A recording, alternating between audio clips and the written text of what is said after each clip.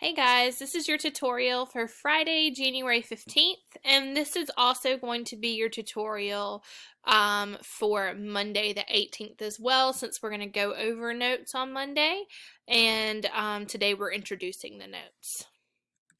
So your reminders for Friday is that your multicellular vocabulary is due today. And that means we're having our assessment, which is going to be our cell test, and we're doing that through SchoolNet. So if you did not come to the live session today, make sure you look in Google Classroom for your test code so that you can take your cell test. After the test, we take reproduction notes on asexual and sexual reproduction and the different types.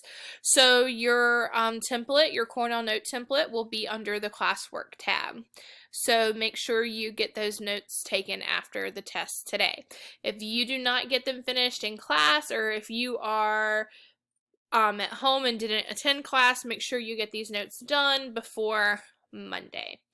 Now, because we're starting a new mini unit, which is reproduction, your new set of vocabulary was assigned today, but it's not due until Friday, January 29th. So you have a little ways before that's due. So like I said, your cells test, you got to check Google Classroom for your code because it's different between myself, Mr. Archer, Miss Jane, and Miss Copeland. So you have to check your Google Classroom to figure out the code. So I'm going to take some time now and go over the reproduction presentation. Remember that the highlighted words are the words that go in the blanks of your notes, okay? So everybody needs to make sure you get to the classwork tab and you find your copy of this. It's about 2.5 pages long, and it looks just like you see on your screen. So to start these notes off, we've already talked about cells. So you know what a cell is, you know all the different parts of a cell, and you need to now know the hierarchy. And what I mean by that is pretty much like the steps from smallest to largest that make up an organism. So the cell is the smallest part. When you have a bunch of cells that work together, they make up tissues. When you have a bunch of tissues that work together, they make up an organ, like your heart or your lungs. When you have a bunch of different organs working together, they make up your organ system. So like your stomach, your small intestine, your large intestine, those are organs that make up an organ system. And then your organ systems work together to make up the entire organism. So from smallest to largest, it goes cells, tissues, organs, organ systems, and then you have your organism. There's nothing to type on your notes from this slide, but this is just to kind of go in a little more detail to give you examples. So the smallest part of the hierarchy is a cell, and your cells have a specific function inside the body depending on where they're at. So like your skin cells will do something different than brain cells versus heart cells. So they all have a specific function based on their location. When a bunch of those cells work together, they'll create tissues at a certain part of your body. So if you have these brain cells that are working together, then you will have tissue that's created by your brain. If you have a bunch of heart or cardiac cells working together, it makes cardiac tissue. All right. Now, when you have these tissues that are working together, they're going to make up an organ. So they can make up a heart, a lung, livers, spleen, any of your organs. Then you have a bunch of organs working together. They have a specific job, right? So your large intestine, your small intestine, your stomach, all of those different organs work together to absorb nutrients from the food you eat and then to get rid of the rest as a waste. So when all of those organs work together, they create an organ system, which the one I just described was your digestive system. And then when you have all of your different body systems working together to make the whole human body work, then they have created the organism. So we're going to focus on cells, which is the smallest part of the hierarchy. We're going to work our way up. So when we look at cells, we haven't really talked about the history or the research behind cells. So the first person we're going to talk about is Robert Hooke. He's the person who discovered cells through a microscope. He called them tiny boxes. So he is the first guy who noticed that there was such thing as cells.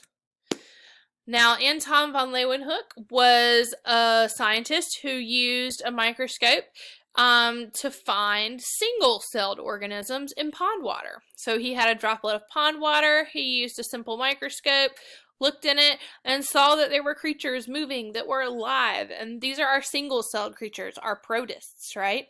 And he called them animalcules. Next we have Schleiden and Schwann. So Matthias Schleiden is the person who discovered that all plant parts are made up of cells. So any plant, flower, grass, anything like that was made up of cells. And then Theodor Schwann figured out that all animals are made up of cells. Okay? A good way to remember it is Schwann kind of looks like swan, and a swan is an animal. So Schwann figured out animals are made up of cells. Schleiden figured out plants are made up of cells. The last scientist we're going to talk about is Rudolf Virchow, and he is a scientist that concluded that cells come from other cells. So in order for there to be more cells, a cell has to reproduce. Okay, so all cells are originating from an already there cell. It just undergoes cell division to make more. On this slide, it has you guys matching the scientist with the discovery. You will be reading these 1, 2, 3, 4, 5 different statements and then figuring out which scientist it is. So I'm going to start from the bottom. All cells come from other cells. We just talked about this guy. This is Rudolf Virchow. All parts of the plant have cells. That's going to be Schleiden up here. Called cells tiny boxes. That's our first guy that recognized cells, Robert Hooke. All animals are composed of cells. That's Theodor Schwann. And then the person who called cell to animalcules, they were the protists that he saw in the pond water. That's Anton von Leeuwenhoek. So that leads us to the cell theory. So this was created after all the research done on cells.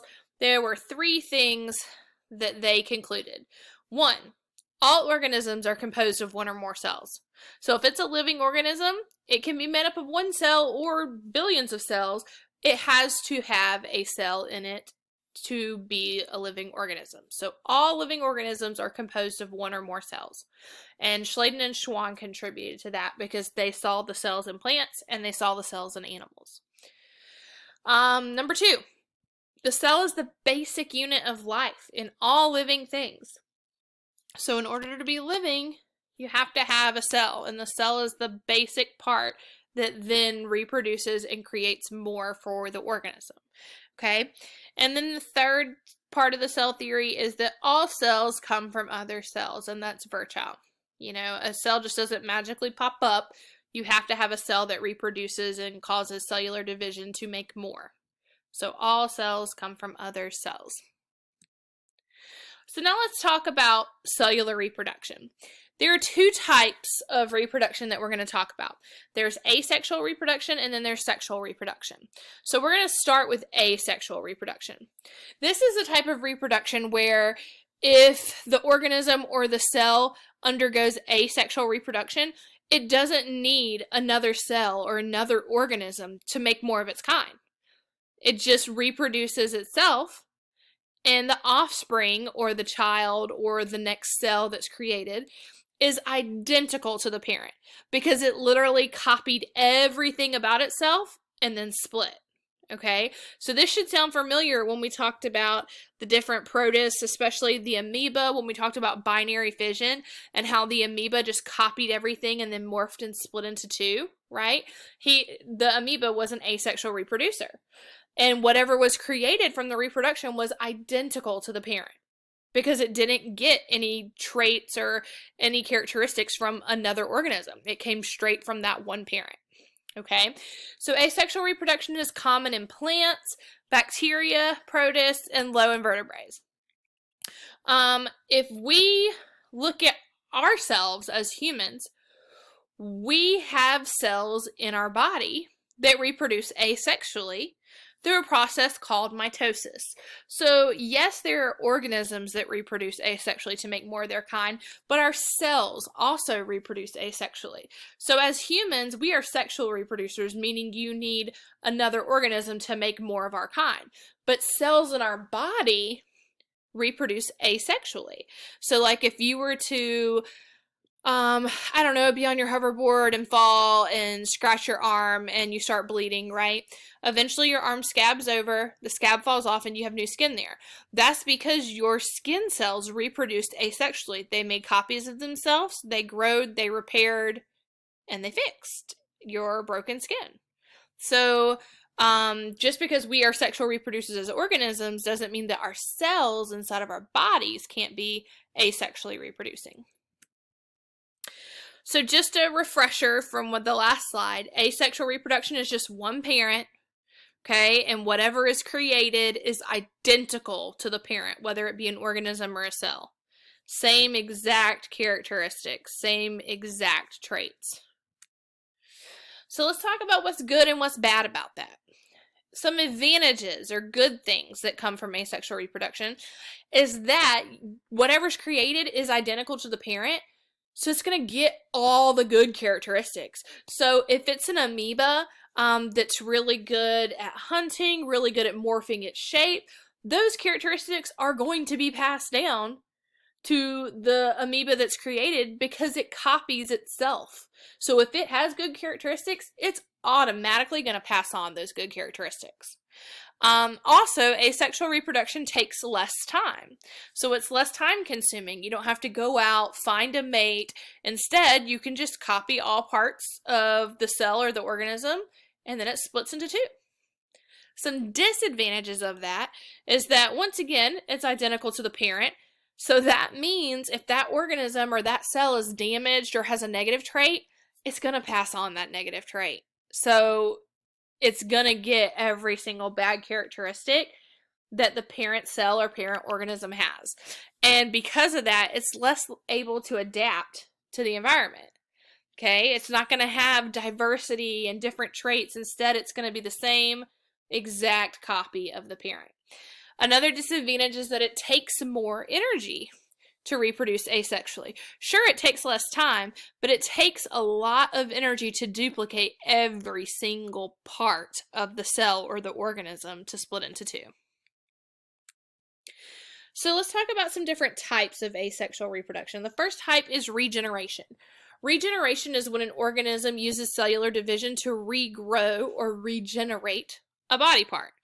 Okay, good examples that you guys could probably relate to or know about was like a salamander or a lizard. If the tail falls off, or if you picked one up and the tail broke off, it's not going to be a tailless lizard for the rest of its life, because at the tail of the lizard and salamander, it regenerates a new tail. Same for a starfish. If one of the limbs, like right here, if one of those limbs got damaged or broken off, over time it would regenerate and grow a new limb. Okay, so regeneration is whenever it regrows a body part. Another type of asexual reproduction is a runner.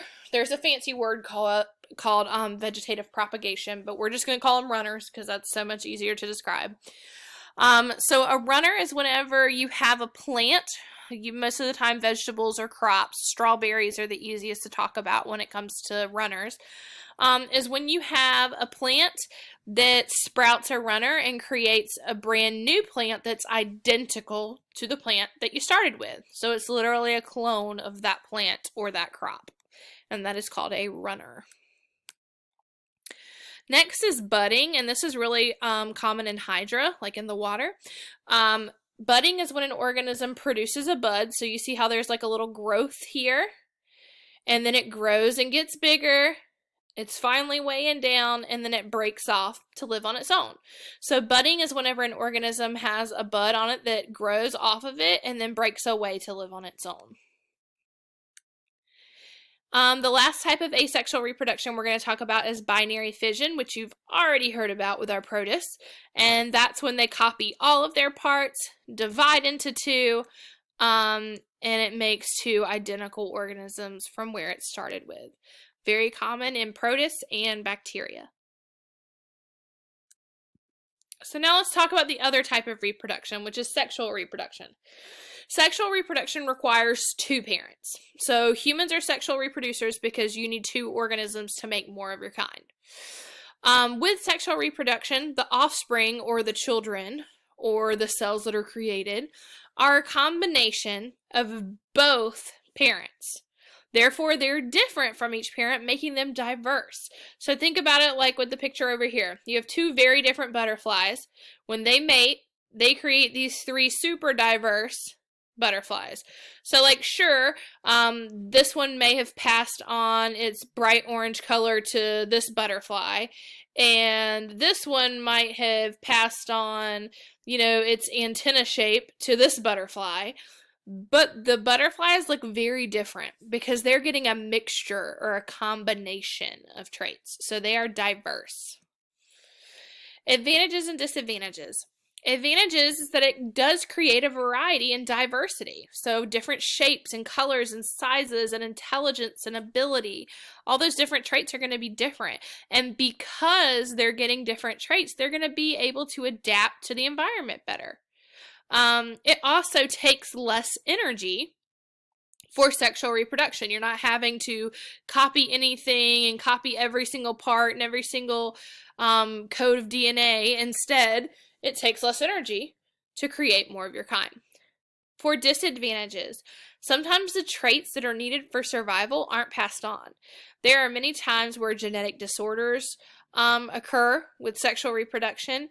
Also with like animals, survival traits that the animal might need might not be passed on, so it shortens the life of that individual organism. Another disadvantage is that it also takes more time. So for sexual reproduction, it takes more time to have to find another organism and undergo that type of reproduction. And think about it, with sexual reproduction, a parent, or we'll talk humans take 9 months for the offspring to be born. With a protist in asexual reproduction, it could take a couple of hours.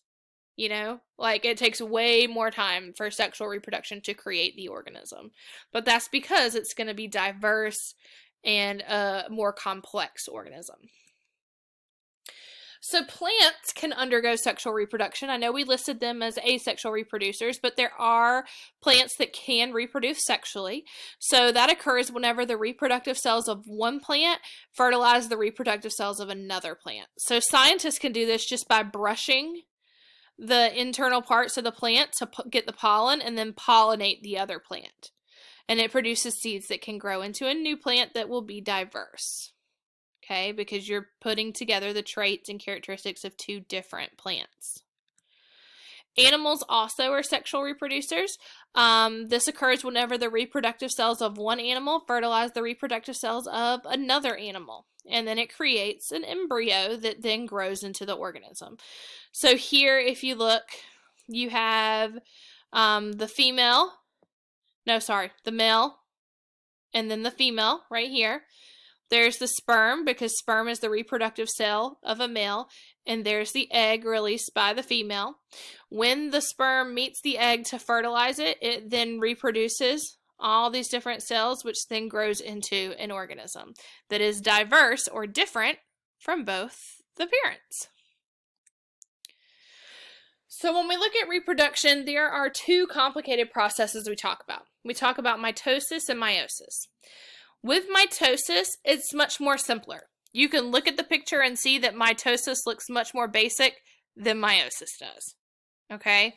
So mitosis, you start with one cell. It copies everything in the cell so that it can then split and be identical to the parent cell. Okay? This is what things in our body do.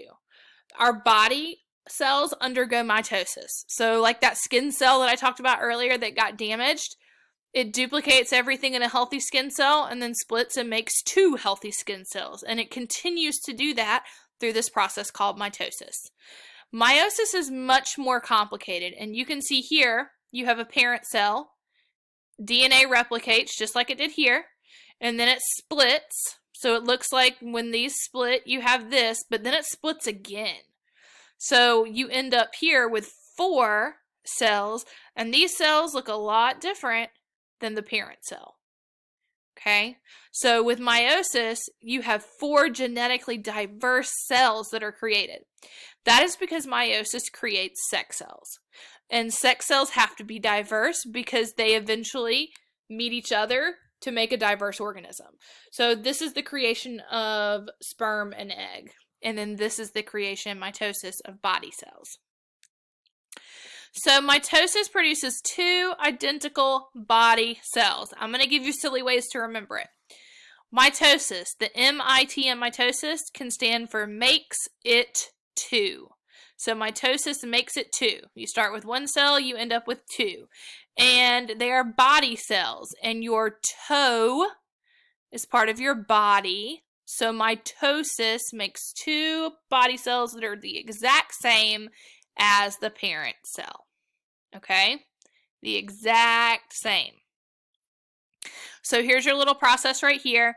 Copies everything, gets ready to split, and then splits into 2 diploid cells is what it says.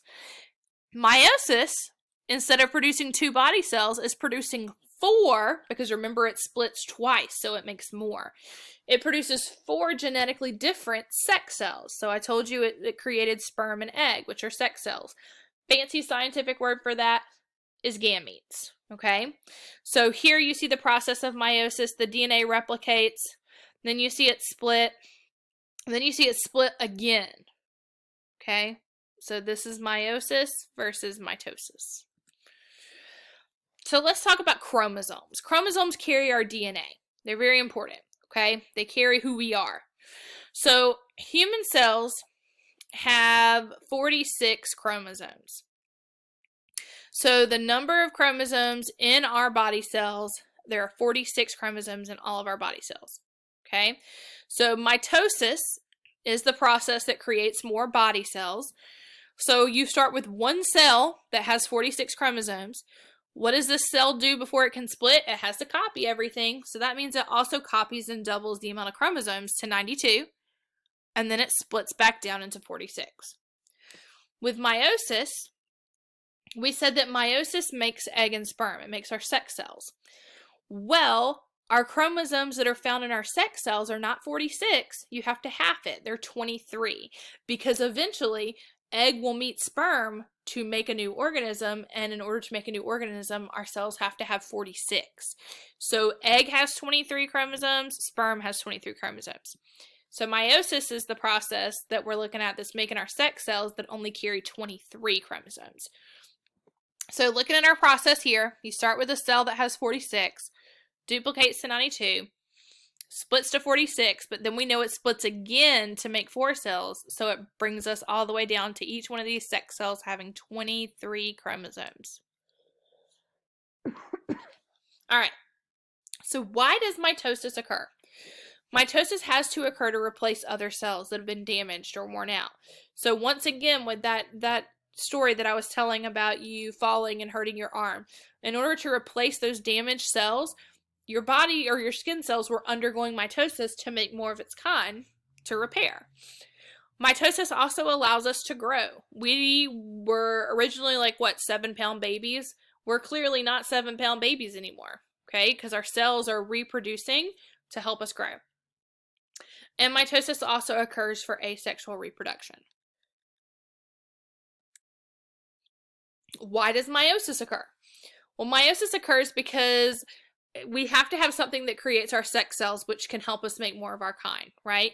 So meiosis creates sex cells that have half the number of chromosomes. So each one has 23. So that when they combined, our normal number of 46 can be restored. And they'll be diverse because it's carrying DNA from the mom and DNA from the dad.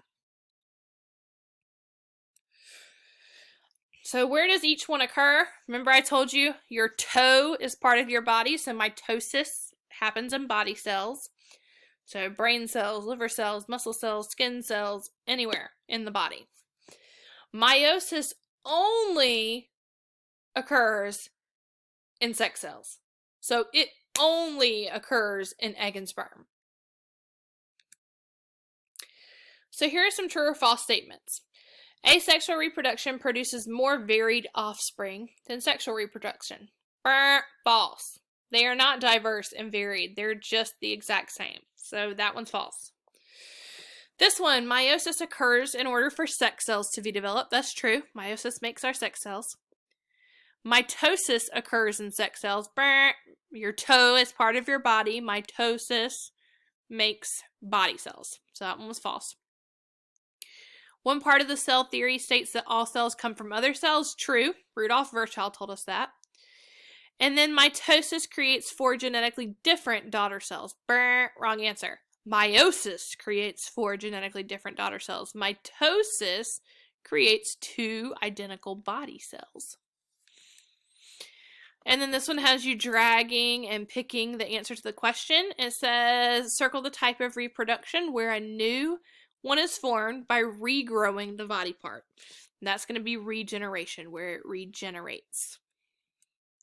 All right, so if you guys have any questions, make sure you ask your teacher so we can help you. Thanks.